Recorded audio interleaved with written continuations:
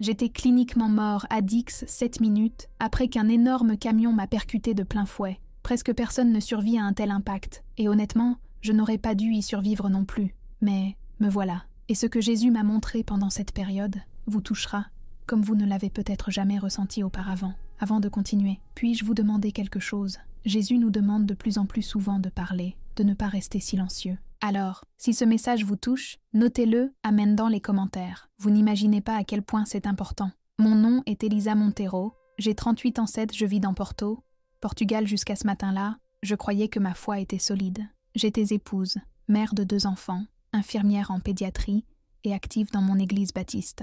Ma vie était un mélange de gardes à l'hôpital, de repas de famille, de services du dimanche, de petits bonheurs quotidiens et, bien sûr, d'inévitables défis. J'aimais servir le Seigneur, mais je n'avais jamais pris le temps de réfléchir à quel point mon cœur était prêt à affronter l'éternité. Ce jour-là, le soleil était à peine levé et la chaleur estivale commençait déjà à envahir les rues. J'avais décidé de passer à la maison de retraite pour récupérer le propriétaire. Ruth Almeida, une dame de 87 ans, veuve depuis des décennies, et toujours présente à chaque événement de l'église. Et je savais qu'obéir changerait tout. Il n'y avait plus le bruit du fracas, plus de douleur, plus de peur, juste un vide paisible, l'absence de toute chose terrestre.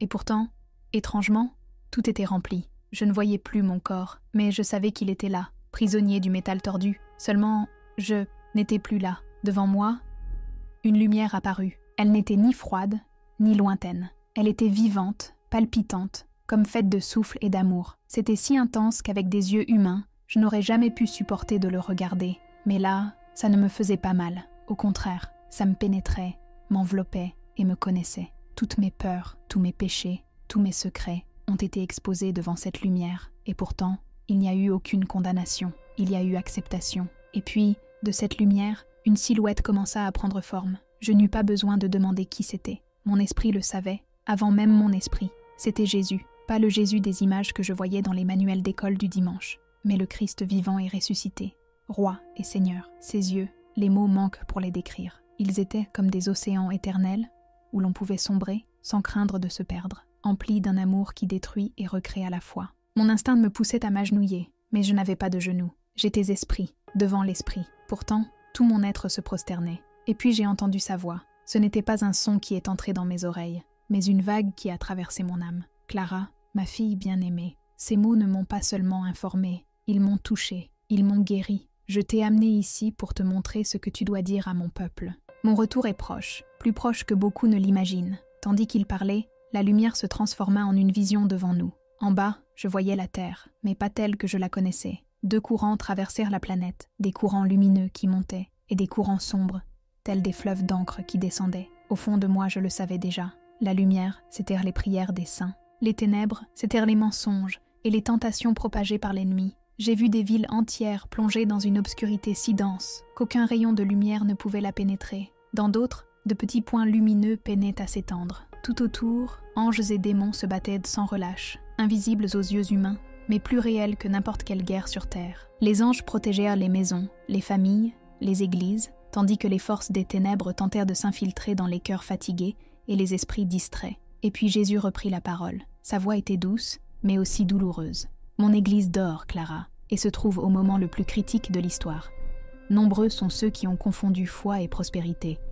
Ils se sont contentés d'un christianisme tiède, oubliant mon retour. L'ennemi les distrait avec des biens terrestres. Alors que le temps presse, à ce moment-là, j'ai ressenti une oppression dans la poitrine. Je me suis souvenu des moments où j'avais cherché le réconfort plutôt que la consécration. Et j'ai réalisé qu'il ne s'adressait pas seulement aux autres, il s'adressait aussi à moi. Puis il fit un geste de la main, et la vision changea. J'ai vu des événements clairs, comme des scènes déjà marquées sur un calendrier, qui se produiraient avant le jour, J-23 septembre. 4 signes indéniables, a-t-il dit, que tout cœur sincère reconnaîtra. Ils viendront l'un après l'autre, offrant à l'humanité une dernière chance de se préparer. Il ne s'agissait pas de symboles obscurs, ni d'énigmes à déchiffrer. C'étaient des événements réels, impossibles à ignorer. Jésus me les montrait tous, mais à ce moment-là, il m'a clairement fait comprendre que le but n'était pas d'instiller la peur, mais de réveiller. Tu dois retourner raconter ce que tu as vu. Tu dois avertir ma fiancée. Le temps de grâce touche à sa fin, et ceux qui sont tièdes seront trouvés faibles. À ce moment-là, j'ai compris le poids de ces mots. Ce n'était pas seulement une mission, C'était une vocation céleste. Quand Jésus a dit qu'il me montrerait le premier signe, un frisson m'a parcouru tout l'être. C'était comme si mon âme savait déjà qu'elle allait voir quelque chose qui dépassait toute imagination humaine. La lumière autour de nous devint encore plus intense, et comme si un rideau s'ouvrait lentement, la planète réapparut devant mes yeux. J'ai vu le ciel au-dessus de Jérusalem. Ce n'était pas un ciel ordinaire, bleu ou doré par le soleil, mais un firmament vivant, palpitant comme un cœur. Au début, ce n'était qu'une douce lueur, mais en quelques secondes, elle s'est transformée en vagues de couleurs qui se sont mélangées comme des rubans de lumière liquide. Ce n'étaient pas des couleurs que nous connaissions, c'étaient des teintes qui semblaient avoir un son, comme si chaque couleur chantait une note d'une mélodie céleste. La lumière commença à former des motifs, et je réalisais qu'ils n'étaient pas aléatoires. Vus d'en haut, les lignes se transformèrent en symboles, mots et signes anciens que je n'avais vus que dans les pages des Écritures, des lettres hébraïques lumineuses entrelacées de figures prophétiques. Parmi elles, le nom de Dieu gravé dans le ciel, entouré de mots semblant tout droit sortis du livre de l'Apocalypse. Je n'ai pas pu tout lire, mais j'ai senti que chaque ligne était un appel direct à ceux qui aiment et connaissent la parole. Ce sera le premier signe, dit Jésus d'une voix emplie de solennité et de promesses. Le 15 août, il apparaîtra sur Jérusalem. Tous le verront, mais seuls ceux qui ont des yeux pour voir comprendront. La vue s'est élargie. J'ai vu des touristes et des locaux envahir les rues, tous levant les yeux, filmant, prenant des photos. Les télévisions diffusaient en direct. Les journalistes parlèrent d'un phénomène atmosphérique inexpliqué. Certains pleuraient, d'autres hurlèrent de peur, et certains ricanaient, cherchant des explications rationnelles. Mais au milieu de la foule, il y avait aussi des croyants à genoux, les mains levées, louant Dieu, parce qu'ils savaient que la prophétie s'accomplissait. La lumière a ensuite voyagé jusqu'à Rome. Dans le ciel au-dessus de la basilique Saint-Pierre, des croix parfaites brillaient comme de l'or en fusion. Même les plus sceptiques restaient immobiles, fascinés. Puis Londres, les nuages gris se sont dissipés, révélant des tourbillons de lumière, représentant un lion et un agneau côte à côte, suivis de mots en vieil anglais. Voici, le roi vient. La ville entière semblait devenir silencieuse. Finalement, la lumière atteignit plusieurs villes des États-Unis. Washington, New York, Los Angeles, Chicago. Dans chacune, des signes différents, mais tous porteurs du même sens, promesses et avertissements entrelacés, comme si le ciel lui-même prêchait l'Évangile. Jésus m'a regardé, et dans ses yeux il y avait de la douceur, mais aussi une fermeté absolue. Beaucoup tenteront de l'expliquer scientifiquement. Ils diront que c'est un spectacle lumineux, un phénomène rare, une expérience humaine. Mais mon peuple saura que c'est moi qui parle. Ce sera le premier appel, le signal que le compte à rebours a commencé. J'ai ressenti le poids de ces mots. Je savais que le monde entier serait ébranlé, mais aussi que tout le monde ne croirait pas. Certains seraient touchés et se tourneraient vers le Christ. D'autres se fermeraient encore davantage. C'était comme si cette lumière était aussi un tamis, séparant silencieusement ceux qui étaient prêts de ceux qui ne l'étaient pas. Alors que la vision commençait à s'estomper, Jésus ne m'a pas laissé me perdre dans la beauté du paysage. Il m'a regardé et m'a dit « Le premier signe ébranlera le ciel de sa lumière, mais le second sera le chant silencieux de la création. Même les oiseaux du ciel me glorifieront devant le monde. » En un instant, le décor changea. J'étais suspendue au-dessus d'une vaste plaine verdoyante, parsemée de tentes et de scènes. En contrebas, une foule de milliers de personnes chantaient, priaient et vénéraient Dieu. J'ai senti la vibration des voix monter comme une vague vers le ciel. Et puis, je l'ai vue. À l'horizon, une ombre grandissait. Des volées d'oiseaux approchaient. Au début, elles semblaient désorganisées, mais à mesure qu'elles se rapprochaient, leur trajectoire s'alignait, les espaces se mettaient en place, et en quelques secondes, elles formaient des bras et un axe central, une croix parfaite. Ce n'était pas petit, c'était un motif céleste s'étendant sur des kilomètres. Des centaines, peut-être des milliers d'oiseaux, aigles, mouettes, corbeaux, hirondelles, volaient ensemble comme sur un ordre invisible. Le battement des ailes était à l'unisson, accompagnant le rythme des chants de la foule. Le vent transportait l'odeur de la terre humide et de l'eau à proximité, et le soleil se reflétait sur les plumes des oiseaux, créant des reflets métalliques, comme si chacune d'elles était recouverte d'or et d'argent. En regardant d'en haut, j'ai réalisé que la croix qu'ils formaient demeurait parfaitement immobile, malgré le mouvement constant des ailes. C'était impossible selon les lois de la nature. À côté de moi, Jésus parlait avec une douceur qui coupait comme une lame. Voici la voix de la création. Même les oiseaux proclameront ce que beaucoup de bergers ne prêchent plus, que je reviens. Chaque formation apparaîtra au-dessus des lieux où mon nom est exalté avec sincérité et vérité. La vue changea. Je voyais maintenant une autre ville, un autre rassemblement, une petite communauté africaine, réunie sous un arbre immense, avec des guitares désaccordées et des tambours improvisés. Et là aussi, Une ombre traversa le ciel. Des oiseaux multicolores formèrent une croix au-dessus d'eux. Des enfants pieds nus pointèrent vers le ciel, les yeux écarquillés, et des mères pleurèrent, y voyant un signe du ciel. Puis j'ai vu de grandes villes du Texas, lors d'une messe en plein air. La croix d'oiseau était si grande que ses pointes dépassèrent l'horizon, et elle ne restait pas immobile. Elle tournait lentement, comme si elle bénissait chaque direction de la terre. Drones et caméras filmaient, et les images se diffusaient en direct. En quelques heures, les réseaux sociaux étaient remplis de vidéos et de photos, avec des millions de commentaires. Certains disaient « preuve d'une intelligence surnaturelle ». D'autres ont essayé de l'expliquer scientifiquement, mais ceux dont le cœur était touché savaient que c'était un signe du Créateur. Cela se produira entre le 29 août et le 5 septembre, a poursuivi Jésus. Non pas une seule fois, mais en plusieurs lieux à la fois. Et quiconque le verra saura que le ciel et la terre se sont unis pour annoncer ma venue. Dans cette vision, j'ai compris que ce n'était pas qu'un spectacle. Partout où ces croix apparaissaient, l'Esprit de Dieu était à l'œuvre. Les gens tombaient à genoux, d'autres se mettaient à prier, sans même comprendre pourquoi. Ce n'était pas seulement un signe pour les croyants, mais un appel à ceux qui n'avaient jamais connu le Christ. Puis j'ai remarqué quelque chose qui m'a profondément marqué. Parmi les oiseaux, certaines espèces s'évitent dans la nature, voire s'attaquent. Mais là, elles volaient côte à côte, en parfaite harmonie. C'était comme si Dieu voulait montrer que dans son royaume, toute division disparaît, tout ennemi est réconcilié, sous le signe de la croix. La scène s'estompa. Mais le bruit des ailes resta dans mes oreilles, comme un écho vivant. Et je compris que ce son était aussi un message. Un rythme régulier qui disait « Il arrive. Il arrive. » Jésus m'a regardé à nouveau. Ces signes sont de l'amour, et aussi un avertissement. Ils ne seront pas donnés pour le divertissement, mais pour le salut.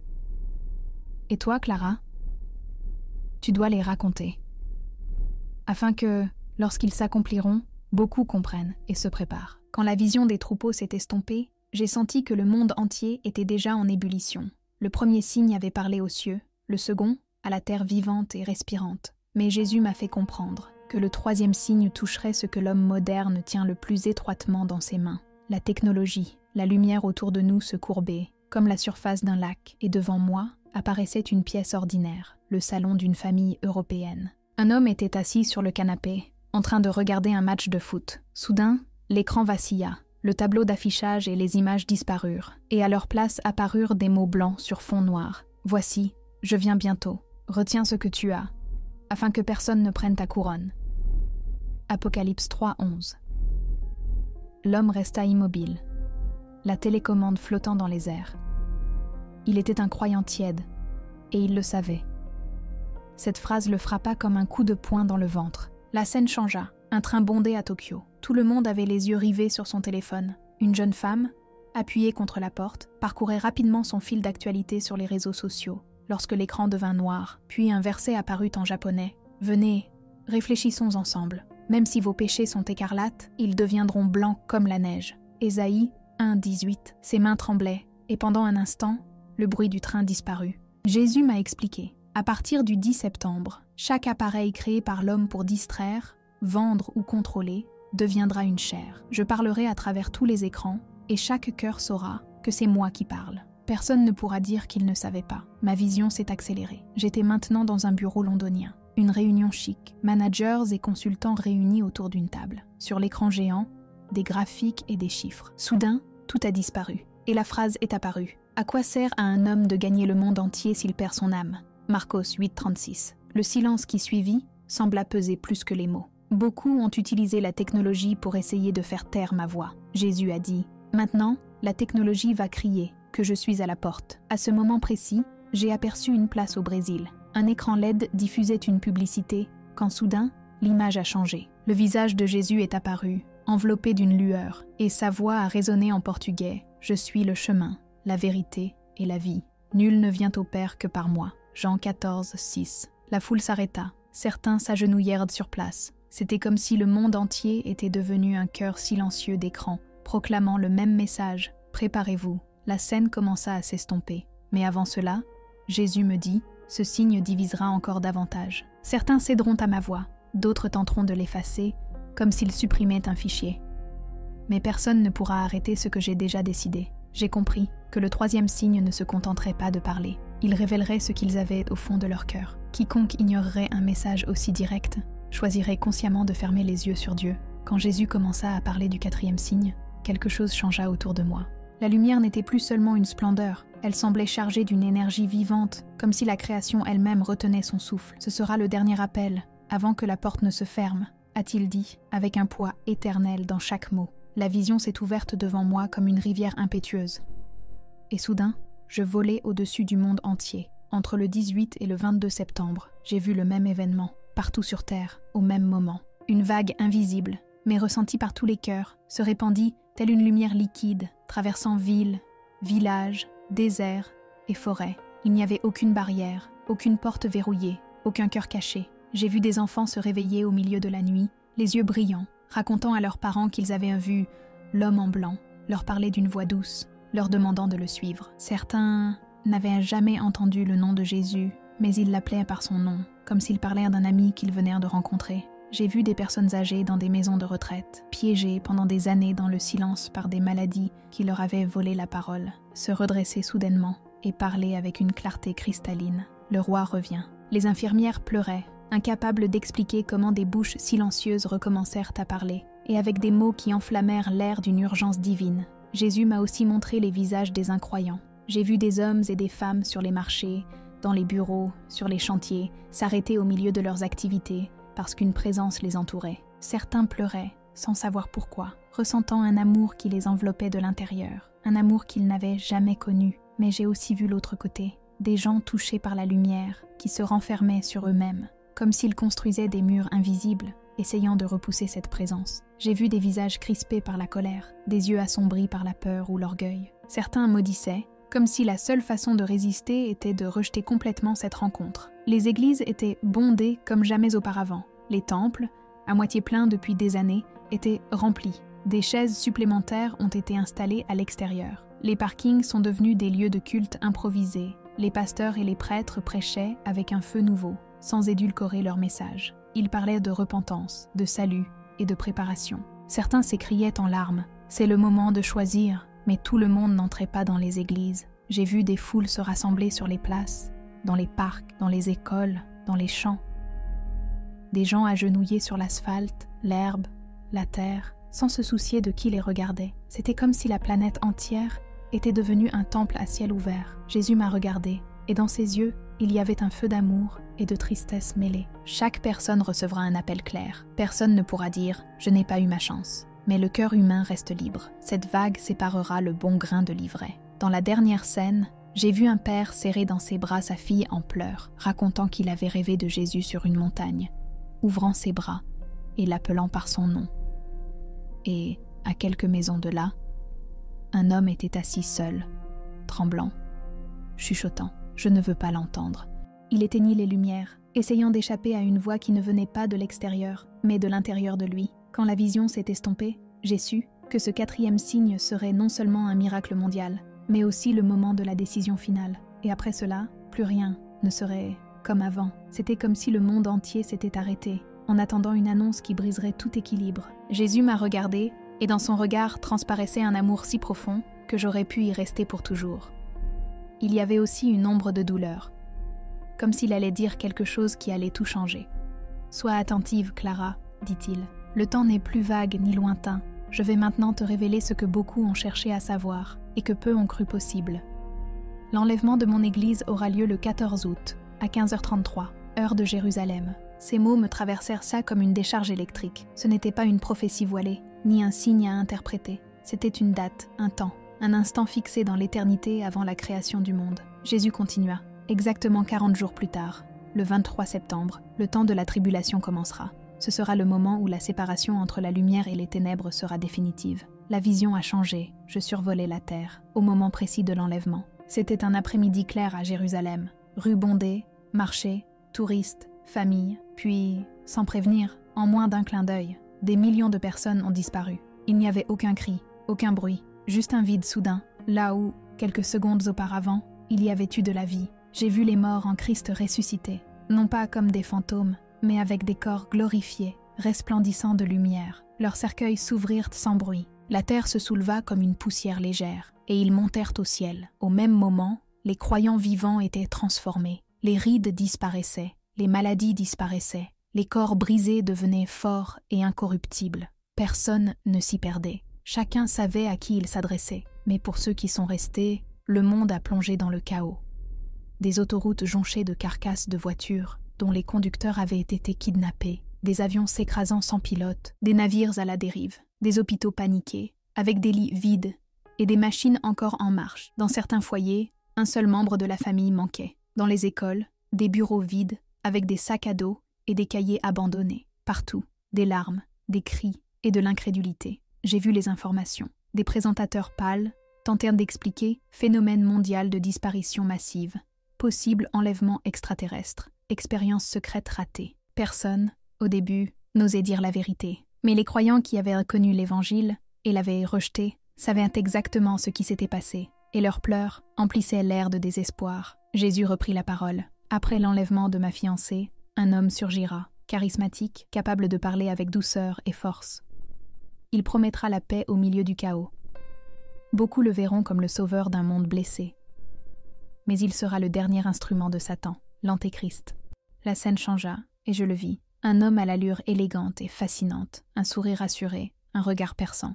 Il s'adressait à une assemblée mondiale. Chaque mot qui sortait de sa bouche était comme du miel empoisonné. Il promettait un nouvel ordre mondial, une économie stable, une paix durable. Les peuples de toutes les nations applaudissaient, avides d'espoir. Mais dans mes yeux spirituels, derrière ce visage, j'ai vu une ombre sombre, comme un serpent se déplaçant lentement et sinueusement, et j'ai compris, chaque promesse était une chaîne invisible, se resserrant autour de ceux qui la suivaient. Jésus m'a montré ce qui arriverait au cours des 7 années de tribulation, des guerres si dévastatrices qu'elles anéantiraient des villes entières, des tremblements de terre capables de modifier le cours des rivières et la forme des montagnes, des tempêtes inédites, des famines dans des terres fertiles, des maladies inconnues sillonnant les continents.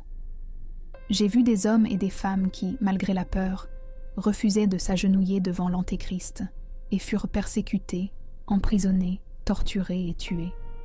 Mais j'ai aussi vu leur dignité, leurs yeux fixes, leurs mains serrant la Bible jusqu'à leur dernier souffle, leurs lèvres murmurant « Jésus » avant qu'il ne se taise.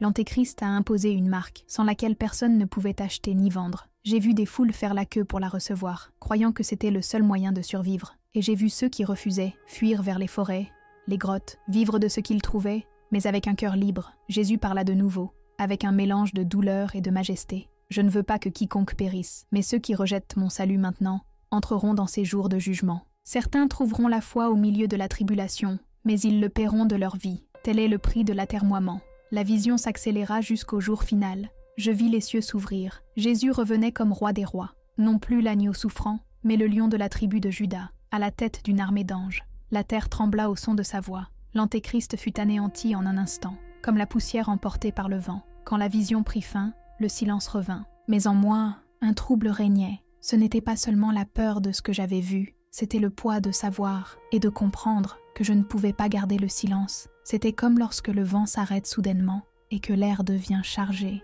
comme si quelque chose était sur le point de se produire. Jésus m'a regardé, et dans son regard transparaissait un amour si profond que je voulais y rester pour toujours. Mais, avec cet amour, il y avait une ombre de douleur. Comme s'il savait que j'allais affronter une épreuve, et qu'il ne pouvait pas m'épargner, car il y avait une mission plus grande que moi. Sa voix était ferme, mais pleine de douceur. « Clara, ton temps ici est terminé. Ce que je t'ai montré n'est pas seulement pour toi, mais pour tous ceux qui ont encore des oreilles pour entendre. Tu reviendras, et tu raconteras tout ce que tu as vu, sans rien ajouter, ni rien retrancher. Ce sera ma dernière lettre d'amour à mon Église, avant que le voile ne tombe. Mon cœur se serra. Une partie de moi voulait rester, se dissoudre dans cette lumière, oublier la douleur, le péché et le poids de la vie sur terre. Mais en même temps, je sentais la responsabilité brûler en moi, comme un feu dans mes os. « Seigneur, murmurai-je, comment vais-je faire ça? Qui me croira? Et s'il se moque de moi? Et s'il m'attaque ?» Il sourit. Pas un sourire superficiel, mais le sourire de quelqu'un qui sait que la vérité,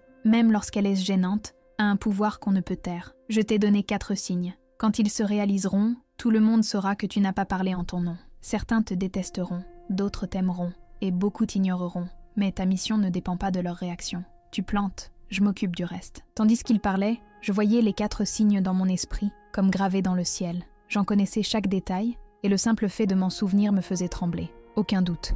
Ils se produiraient, l'un après l'autre, tels des jalons sur un chemin menant à l'accomplissement ultime. Puis Jésus s'est approché. Et c'était comme si l'univers entier était concentré sur ce geste. Il a posé sa main sur ma poitrine, et sa lumière m'a envahi comme une vague, me remplissant jusqu'à ce que j'ai l'impression d'exploser. J'ai ressenti une irrésistible attraction, comme si un fil invisible me tirait vers un corps que j'avais presque oublié. La lumière s'intensifia, et soudain, l'obscurité. J'ai ouvert les yeux, et la première chose que j'ai entendue était une voix agitée. « Elle revient, elle a un pouls, elle a un pouls !» Des voix se chevauchaient, des pas précipités. Le cliquetis métallique des instruments qu'on déplace, la lumière froide des lampes médicales m'a aveuglé un instant, et j'ai réalisé que j'étais allongée sur une civière, avec des électrodes sur la poitrine et un tube à oxygène près du visage. L'un des ambulanciers, un homme d'une 40aine d'années, le visage tendu, m'a regardé comme s'il avait vu un fantôme. « Madame, m'entendez-vous ? Vous n'avez plus de signes vitaux depuis 23 minutes. » Il a dit cela avec un mélange d'incrédulité et d'appréhension, comme s'il craignait que l'explication ne soit pas médicale. J'ai essayé de parler, mais ma voix était presque un murmure. Je suis revenue parce que j'ai besoin de dire quelque chose.